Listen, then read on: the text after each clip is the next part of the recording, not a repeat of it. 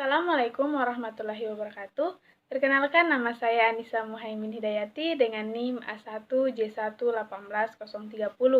Saya merupakan anggota dari kelompok 5. Video ini merupakan laporan praktikum dari mata kuliah Anatomi dan Fisiologi Manusia dengan dosen pengampu Bapak Mustamin Balumbi SPD MSI dan asisten dosen Kisan Muhammad. Adapun judul praktikum pada kali ini yaitu Sistem Ekskresi. Sistem ekskresi merupakan proses pengeluaran zat-zat sisa metabolisme yang sudah tidak digunakan lagi oleh tubuh. Sisa-sisa metabolisme ini berupa senyawa-senyawa yang bersifat toksis atau racun, sehingga jika tidak dikeluarkan dapat menyebabkan terganggunya fungsi organ-organ di dalam tubuh.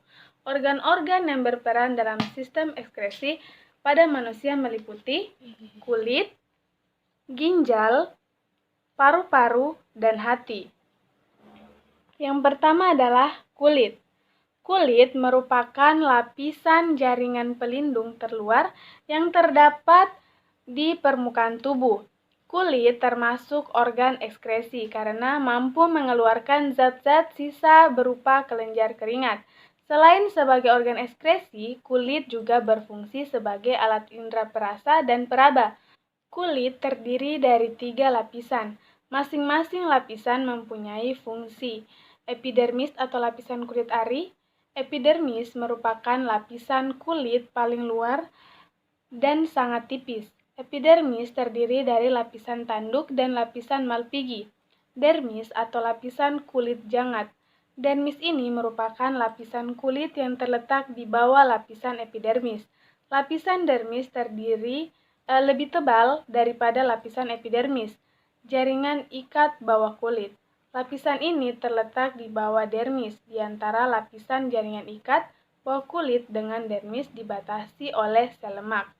Lemak ini berfungsi untuk melindungi tubuh dari benturan sebagai sumber energi dan penahan suhu tubuh. Yang kedua adalah ginjal. Ginjal merupakan komponen utama penyusun sistem ekskresi manusia yaitu urin. Manusia memiliki sepasang ginjal berukuran sekitar 10 cm. Letak ginjal di rongga perut sebelah kiri dan kanan ruas tulang pinggang.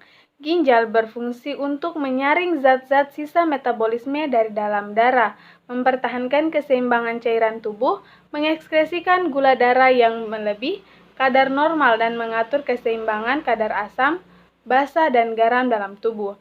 Bagian ginjal beserta fungsinya secara umum. Anatomi ginjal manusia terdiri atas beberapa bagian yaitu korteks ginjal. Korteks ginjal atau korteks renalis merupakan bagian ginjal yang paling luar. Bagian ini dikelilingi oleh lapisan jaringan lemak yang berfungsi untuk melindungi bagian dalam ginjal. Yang kedua adalah medula ginjal. Bagian ini merupakan jaringan halus yang terdapat di dalam ginjal. Struktur medula terdiri atas piramida ginjal yang meliputi nefron dan tubulus, serta saluran medula. Tubulus berfungsi untuk mengangkut cairan tubuh dan darah menuju ginjal. Yang ketiga adalah pelvis ginjal. Pelvis ginjal merupakan bagian ginjal yang terletak di lapisan paling dalam. Paling dalam bagian ginjal ini berbentuk seperti corong yang berfungsi sebagai saluran yang menghubungkan ginjal dan kantung kemih. Yang keempat adalah nefron. Nefron selain dari ketiga bagian di atas, bagian penting lainnya dari ginjal adalah nefron tersebut. Nefron terletak di sepanjang korteks hingga medula. Bagian ini berfungsi untuk mengambil nutrisi dan cairan di dalam darah agar tidak terbuang serta menyaring dan membuang limbah hasil metabolisme serta racun di dalam darah agar tidak menumpuk di dalam tubuh. Selanjutnya adalah paru-paru. Nah, paru-paru manusia berjumlah sepasang terletak di dalam rongga dada yang dilindungi oleh tulang rusuk. Paru-paru ini sendiri memiliki fungsi utama sebagai organ pernapasan. Merupakan organ ekskresi yang berfungsi mengeluarkan gas-gas sisa proses pernapasan yaitu gas CO2 atau karbon dioksida dan H2O atau uap air. Baik, yang selanjutnya adalah hati. Hati berada di dalam rongga perut, di sebelah kanan di bagian bawah diafragma, yang dilindungi oleh selaput tipis bernama kapsula hepatis.